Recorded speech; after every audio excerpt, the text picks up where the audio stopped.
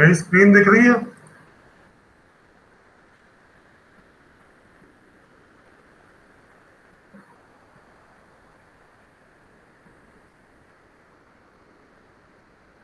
मेरी पीपीटी दिख रही है?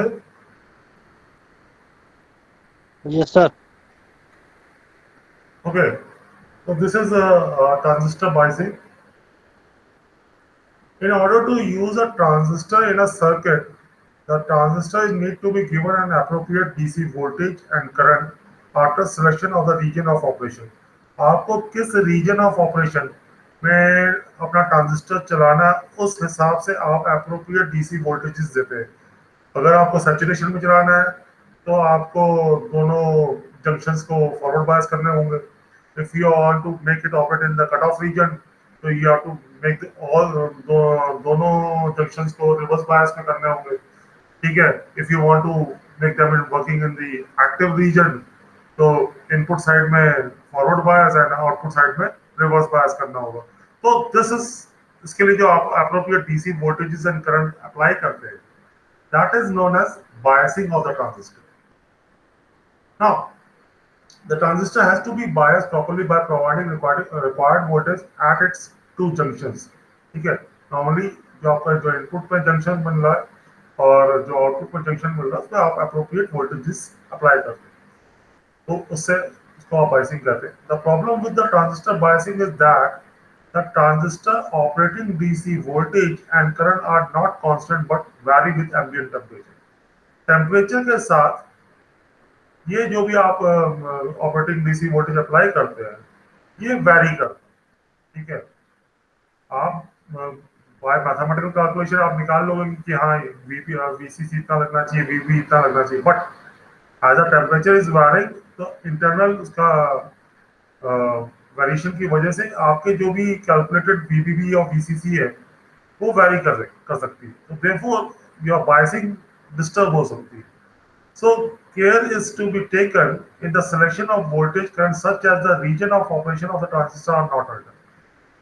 इसलिए वोल्टेजेस और करंट की वैल्यू ऐसे लेते हैं कि जो ट्रांजिस्टर का ऑपरेशन है वो उसका रीजन जो है कि वो अगर वो एक्टिव रीजन में है तो एक्टिव रीजन में ही बना रहे, इस तरह से वोल्टेजेस एंड करंट की वैल्यू लेते हैं।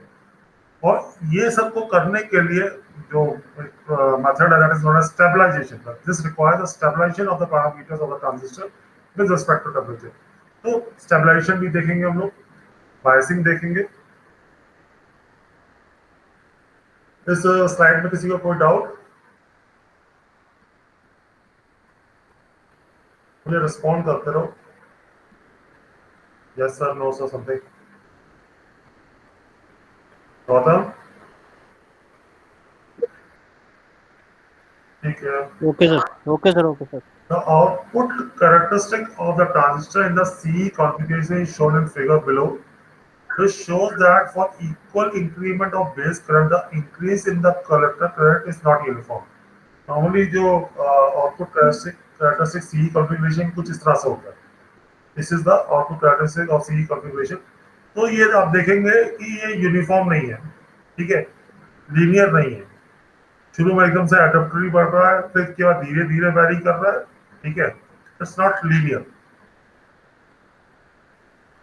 ठीक है, as you are increasing the collector to emitter voltage, तो आपका कलेक्टर करंट है, आउटपुट करंट है, वो लीनियरली वैरी नहीं करता है।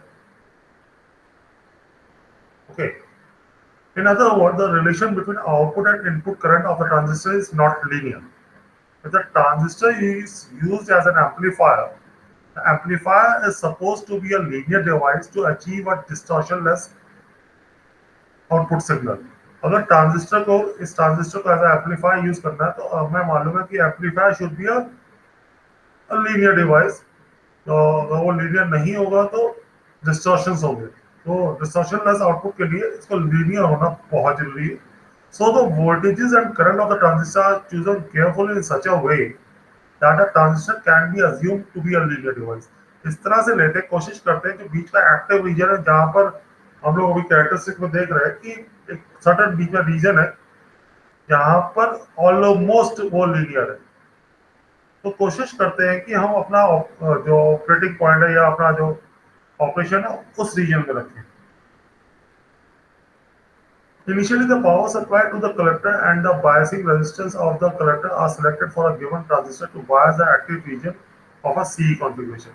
Initially हम लोग कलेक्टर को पावर सप्लाई देते हैं, ठीक है, उसमें बायसिंग रेजिस्टेंस भी लगाते हैं आरसी, ठीक है, जिससे कि आपका CE configuration properly active region of bias. This is your output characteristic. VC versus IC. आप इसमें देख रहे हैं डिफरेंट डिफरेंट बेस करंट के लिए आपके पास कर्व है, ठीक है. इसमें IC मैक्स आपका 25 milli ampere and VCE max is 20 volt. Now let us see the concept of load line. Load line क्या होता है? The voltage of the power supply of the collector is VCC and the collector resistance is RC. ठीक है, collector resistance आप RC ले रहे हैं और आपका जो power supply that is VCC. The locus of the point of constant VCC and RC is a straight line with the slope of 1 by RC on the output characteristic of a transistor. This locus is called load line. ठीक है, ये जो आपका locus है, ये जो line है VCC by RC और VCC, इसको दो पॉइंट्स आपको जो IC मैक्स में मिल रहे हैं, या IC मैक्स में VCC by RC और इधर ये VCC, इस दो पॉइंट को जोड़े तो ये आपका जो मिलेगा that is your load point. और हर IB पर इसका इंटरसेक्शन होगा, that is your Q, that is your operating point of particular IB.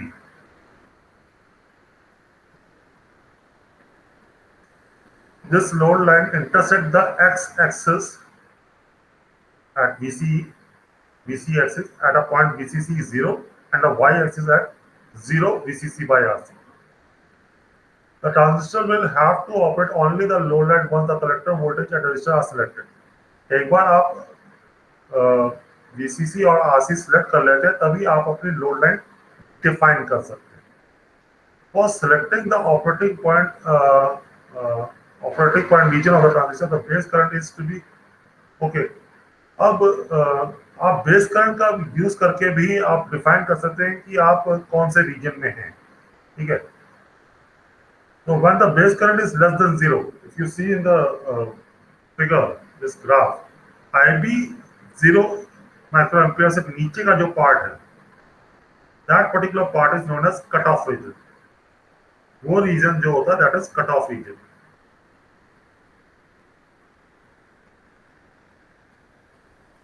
Okay, and when the base current is so chosen that the point is not in the constant current region, अगर base current इस तरह से लिया जाए कि वो constant current reason में ना हो and is located in the region where the current increases with a small increment of voltage, the transistor is set to be saturation. ये रीजन इस कर्व में ये शुरू का इनिशियल पार्ट हो गया, जो एब्रप्टली आपका करंट बढ़ रहा है. इस रीजन में आप देखेंगे कि आप हल्का सा VC बढ़ा रहे हैं और एकदम से IC की वैल्यू बढ़ रही है. This particular part, this region is known as saturation region. This is the saturation region and this particular part is the cutoff region. ठीक है, and rest ये जो पार्ट है पूरा ये आपका एक्टिव रीजन है, जहाँ आप ऑपरेट कर सकते हैं. If the base current is chosen between these 2 points, the transistor is said to be in the active region. आप इन दो रीजन के बीच में कोई भी पॉइंट लेते हैं तो वो एक्टिव रीजन कहलाता है. So the operating region of the transistor can be selected by selecting the appropriate value of base current.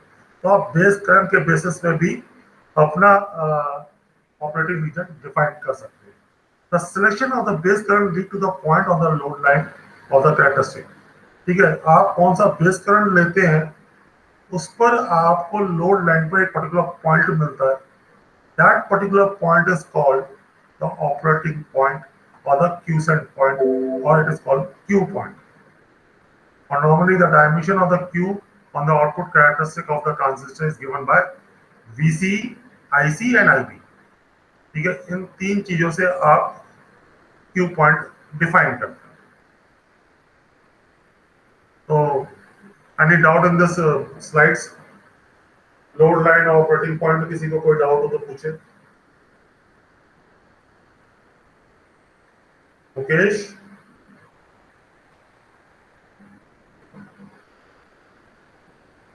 Gautam,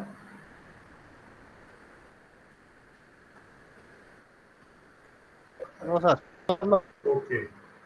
अब मैं ये स्लाइड्स, हाँ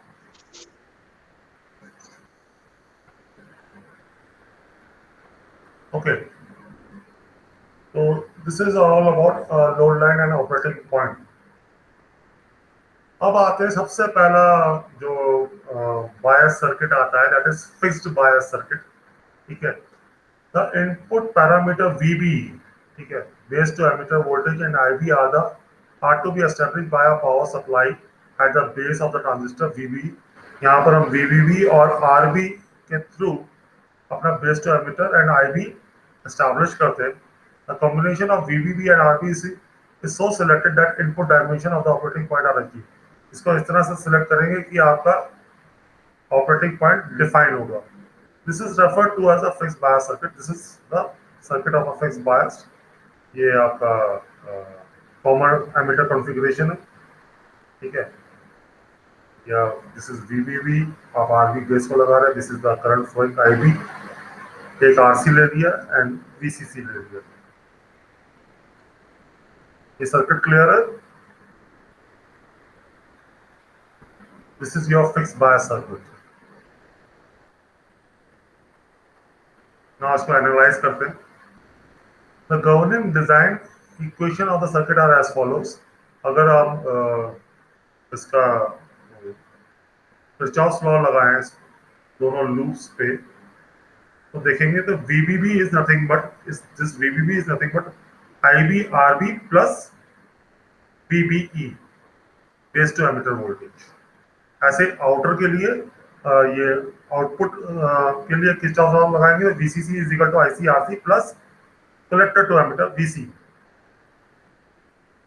ठीक है, VCC is nothing but IC RC plus VCE and VB is nothing but IB RB plus VB। From the above equation it is observed that अगर circuit को देखने ध्यान दें तो we require two power supplies to bias the transistor appropriately, which can be costly and complex।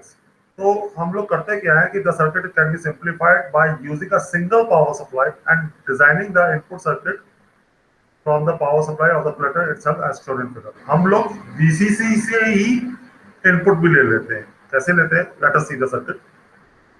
This is the modified form of a fixed bias circuit. ठीक है, हमने RB को VCC से लगा दिया एंड उसी से RC लगा के द इनपुट पार्ट भी सेम पावर सप्लाई से दिया और आउटपुट भी हम सेम पावर सप्लाई से यूज कर रहे हैं। Then this C1 and C2 is nothing but the coupling capacitor.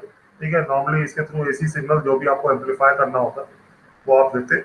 और C2 is again coupling capacitor जो नेक्स्ट स्टेज या कुछ भी आगे AC पास आउट करने के लिए यूज होता है। इसका अगर DC इक्विवेलेंट ड्रॉ करें, if you draw a DC equivalent, तो this will be the second circuit will be the circuit. ठीक है, मैं सिंपली कैपेसिटर वहां पर शॉर्ट करता है, ओपन करता चला जा रहा हूं। ठीक है, this will be the DC equivalent circuit. VCC RB base में चला गया, VCC RC ये कलेक्टर को लग गया and finally emitter is grounded.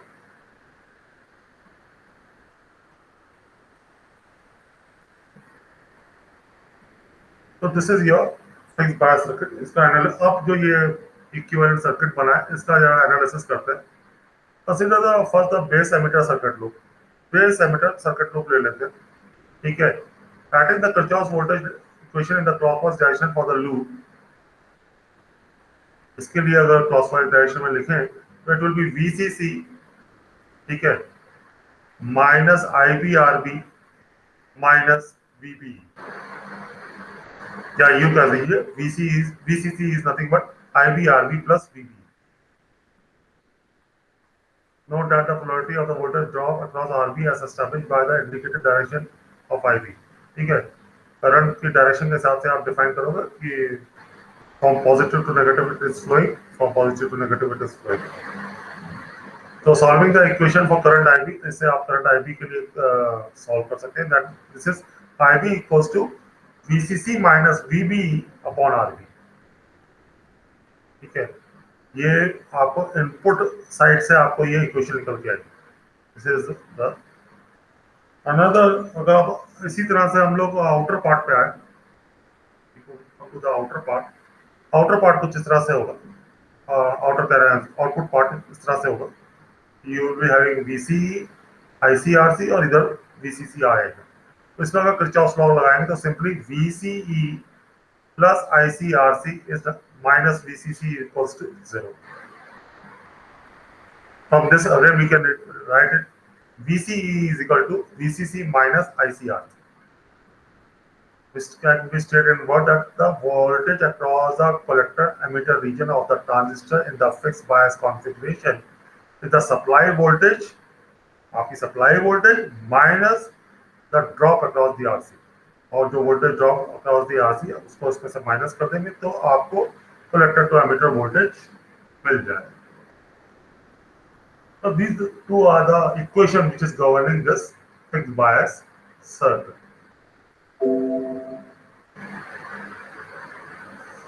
Okay, this circuit biases the transistor in the active region at the required operating point. The operating point in general selected midway of the load line in the active region. हम लोग कोशिश ये करते हैं कि load line के एकदम Midway में अपना ऑपरेटिंग पॉइंट रखें। This is due to the reason that the characteristics are almost linear in the middle. जैसे मैंने इनिशियली कहा था कि मिडिल रीजन में आपका जो डीसी कैरेक्टरिस्टिक्स है, ठीक है, वो एकदम लीनियर होती है। ठीक है, middle of the active region and non-linearity increases as one moves either toward the saturation or cutoff region on the load line from the mid region. जैसे कि हम लोगों ने कर्व में देखा, I show the curve again. ठीक है, तो मिड रीजन में आप देखेंगे दिस पर्टिकुलर रीजन जो व्हाइट पोर्शन में है, ठीक है, ये व्हाइट पोर्शन में आप देखेंगे तो ऑलमोस्ट लीनियर, बहुत ज्यादा वेरिएशन नहीं, बहुत ही माइक्रो एम्पियर में वेरिएशन देखने को मिलता है, या माइक्रो वोल्ट्स में चीजें, सॉरी, माइक्रो एम्पियर में चेंजेस देखने को मिलते हैं। ठीक है, परंतु अगर आप मिड रीजन से अलावा थोड़ा सा भी इस तरफ आ गए, इस तरह इस रीजन में आ गए, यहाँ आपको नॉन लीनियरिटी देखने को मिलेगी। इस तरफ जो ब्लू रीजन, जितना भी ब्लू रीजन आपको दिखा रहा है इसमें कर that will be not linear. तो कोशिश करते हैं कि हम लोग लोड लाइन के मिड में कहीं पॉइंट ले, यहाँ पर सबसे बेस्ट, यहाँ पर जैसे इस फिगर में भी सबसे बेस्ट पॉइंट यहाँ पर बी है, that is IB is equal to 30 micro ampere. ठीक है, this is the best point, क्योंकि इसमें अगर AC सिग्नल में अप्लाई करूंगा तो वो किसी भी पार्ट के लिए डिस्टॉर्ट नहीं होगा, वो मतलब किसी भी AC सिग्नल किसी पार्ट के लिए वो ना वो कट ऑफ में जाएगा ना वो सैचुरेशन में जाएगा। This will be the best part.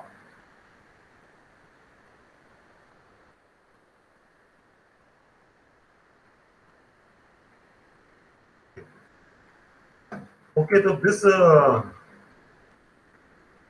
This ensures the linear operation of the transistor.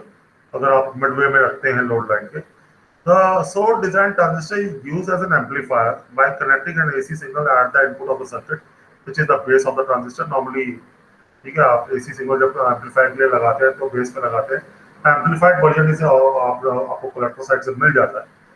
सो इस केस में अगर देखा जाए कि load resistance, so the load resistance of the transistor is not RC नहीं होगा, but it will be the parallel combination of RC with the input impedance of an stage. जहां भी आप उसको अप्लाई कर रहे हैं उसका भी कुछ लोड होगा, उसके साथ वो पैरेलल कॉम्बिनेशन में आएगा। ठीक है, that will be your load resistance. So you can write it that RL dash is nothing but RC parallel with RL. ठीक है, RC will parallel with RL. This will be the required load resistance. Where RL is the load resistance of the circuit on the next stage, which is not fixed and depend upon circuit configuration of the next stage. अच्छा, जो RL load है वो भी आपका कोई fix नहीं है, depend करता है कि नेक्स्ट स्टेज का सर्किट कॉन्फ़िगरेशन क्या है। तो आप ये कह सकते हैं कि जो लोड लाइन जिसकी स्लोप 1/RC था वो भी फिक्स नहीं है, it is near, practically it is 1/RL dash. ठीक है, The slope of the load line is not fixed value and is variable depending upon the value of RL. This type of load line is known as dynamic load line or it is known as AC load line. इस particular load line जो आप जिसमें आप next stage का load भी consider करके slope निकालते हैं तो that load line is known as the dynamic or the AC load line. Even though the slope of the line is changed, the operating point Q remain the same. ठीक है, load slope change होता है पर operating point आपका normally वही होता है. ठीक है, here should be taken that the operating point should always be chosen in the safe region. यहाँ पर सेफ रीजन से मतलब क्या है कि the region where the power dissipation in the collector junction should be less than the rated maximum PC max. जो भी PC max का नॉर्मली हर ट्रांजिस्टर के डाटा शीट में PC max की वैल्यू दे रखी होती है, तो आप रीजन वो सिलेक्ट करें जहाँ पर पावर डिसिपेशन इस PC max से हमेशा कम. ठीक है, the locus of this PC max is a hyperbola which is shown in figure. जो ये आपका मैंने पर मैं हाइपरबोला बना रखा है. ठीक है, this is your PC max curve. तो आपका हमेशा इससे कम वैल्यू होनी चाहिए प्रॉपर ऑपरेशन के लिए.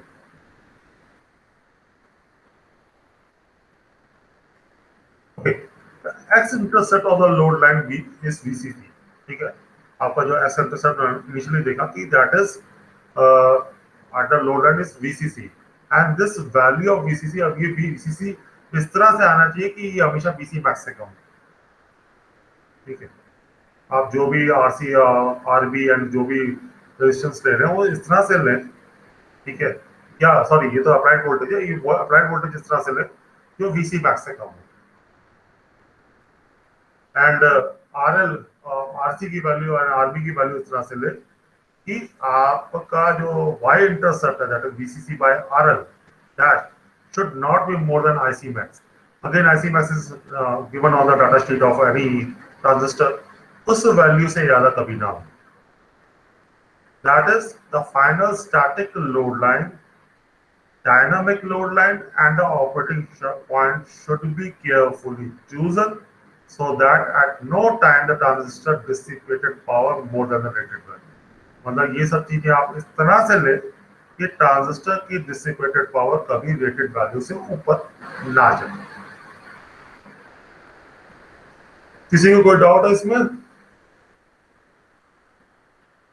Fix bias circuit.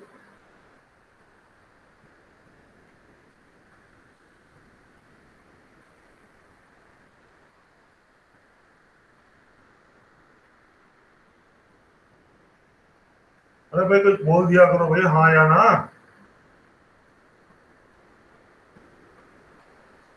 Hello hello. हाँ, कौन बोल रहा है? हेलो. हाँ गौतम बोलो.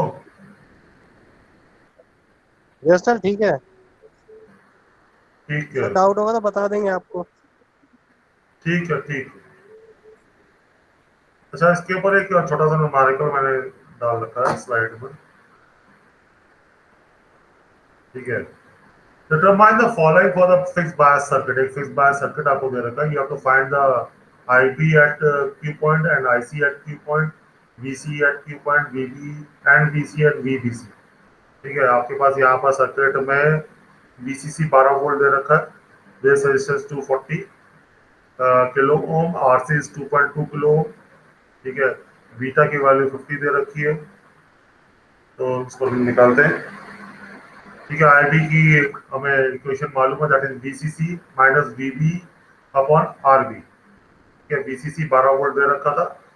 बेस टू एमीटर अगर सिलिकॉन ट्रांजिस्टर है तो 0.7 वोल्ट फिक्स वैल्यू आप ले सकते हैं. ठीक है, base to emitter 0.7 volt. RB की वैल्यू 240 किलो ओम, तो इसे आपने कैलकुलेट कर लिया. You will get 47.08 micro ampere. ठीक है, इसके अलावा IC निकालना है. IC simply beta times IB. आपने 50 से इसको मल्टीप्लाई कर दिया. You will get 2.35 million. ठीक है, नाउ VCE पूछा है. VCE अगेन फॉर्मूला यूज करेंगे, बीसीसी माइनस आईसीआरसी। बीसीसी आपकी 12 वोल्ट थी, आईसी आपने निकाला 2.35 मिली एम्पियर ऊपर वाली इक्वेशन से, एंड आरसी की वैल्यू 2.2 किलो ओम है। सिंपली सब्स्टिट्यूट किया, you will gate 6.83 volt. VB is nothing but VB 0.7, VC is nothing but VC 6.83। VBC पूछा जा रहा है तो VB माइनस VC कर देंगे, you will be getting 0.7 minus 6.83 volt, it is minus 6.13 volt। ठीक है, with the negative sign revealing that the junction is reverse bias। ठीक है, base to collector reverse bias ही होगा।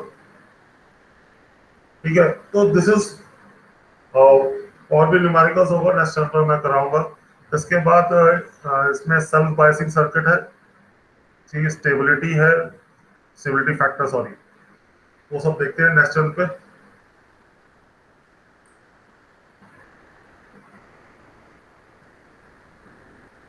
आज क्या सबको क्लियर है? कोई डाउट तो नहीं? अटेंडेंस ले लो भाई। अगली बार से नो टाइम सर। से आ जाओ, मुझे अगली बार से भाई 11 बजे टाइम से आ जाओ, ठीक है, मुझे जी इनवाइट सर। ना करना, ठीक है। ओके। तुम लोग सीआर गौतम और बेटा क्लास में कौन कौन और कौन कौन है? रवि और कौन है इसके अलावा? गौतम, बस रवि है सर। रवि, गौतम, मुकेश, बस तीन ही बच्चे हो? यस सर, अभी तो 3 ही है सर। अभी तो तीन ही है, क्या मतलब? एग्जाम में तो तुम लोग 5 आते थे, यस 5 सर। रजिस्टर्ड यस थे, सर। नहीं, एग्जाम तीन ही लोग देने आते थे। एग्जाम में 3 ही आते थे सर। पक्का? चलो अच्छा। जी सर। रवि, रवि कुमार, गौतम सिंह और मुकेश कुमार, ठीक है, ठीक है, लीव कर सकते हो। नेक्स्ट टाइम से नेक्स्ट क्लास मेरी अब सैटरडे को होगी और नीरज सर थर्सडे को लेंगे। और मेरी जो भी पीपीटीज हैं वो आप उत्तर प्रदेश डिजिटल लाइब्रेरी में पड़ी हुई है, ठीक है, वहाँ वहाँ पर अपलोड कर देता हूँ। वहाँ मेरा नाम सर्च करके आप क्या कहते हैं पीपीटी डाउनलोड कर सकते हो, ठीक है। ठीक है। मैं यूपी यूपी डिजिटल लाइब्रेरी का लिंक अभी गूगल क्लासरूम और बना देता हूँ, वहाँ पर शेयर कर दूंगा। ठीक है। गौतम अपनी वही मेल आईडी फिर से भेज दो भाई, क्योंकि मैं अगली बार से मेल पे ही आएगा। मुकेश, तुम्हारे पास मेल आई थी? जी सर, मेल आई थी सर। आपने तो 2 टाइम भेजी थी, वो 1-1 मिनट में ऐसा कुछ कर। रवि के पास भी आई थी, क्योंकि रवि आया था फिर बाद में चला के भाग गया क्लासरूम। मेल तो उसके पास भी है, तुम्हारे पास ही भी है, तो अपनी मेल आईडी जरा फिर से भेजो ठीक गौतम। सर। ठीक, ठीक है, जा जी सर, सकते हो। मेरी। Okay sir. मुकेश तुम्हारी तो ठीक है बेटा। ठीक है सर, मेरी okay Mukesh sir. Kumar UP है करके yahoo.com पे सर। क्या कह रहे हो? सर मेरी mail ID sir Mukesh Kumar UP yahoo.com पे है। हाँ, तो वो उसी में तो भेजा था लिंक। जी जी जी। लिंक मिला था ना तुम्हें? यस सर, मिला। ठीक है बस, ठीक है। Okay sir, thank